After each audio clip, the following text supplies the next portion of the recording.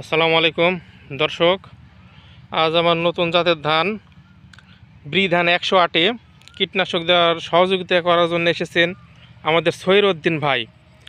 দেখুন সহিরউদ্দিন ভাই কীটনাশক দিচ্ছে।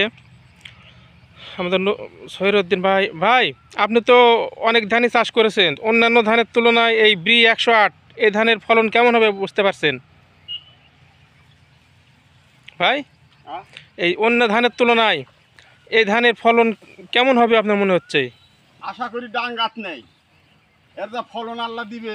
জি, এই ডাঙ্গাত পারবে না। অর্থাৎ আমাদের যে লোকাল যে জাত আছে হ্যাঁ, এগুলো কোনো জাতেই তো পারবে না। কোনো জাতই পারবে না। তো সহিরউদ্দিন ভাইয়ের কাছ থেকে শুনলাম, সহিরউদ্দিন ভাই আমাদের একটা পুরাতন কৃষক এবং খুব অভিজ্ঞ।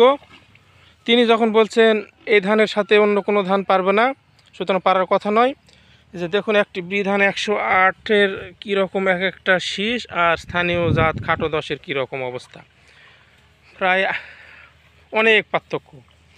একটি শীষে আমাদের ব্রি ধান 108-এ প্রায় 500টি ধান আছে আল্লাহ দিলে যা হয়। আর খাটো 10 আমাদের স্থানীয় জাত একেবারেই খুবই কম আর কি। তো দেখা যাক ধান কাটার পর সহিরউদ্দিন ভাইয়ের কথা মতো আমরা মাপে দেখব কি হয়। ধন্যবাদ।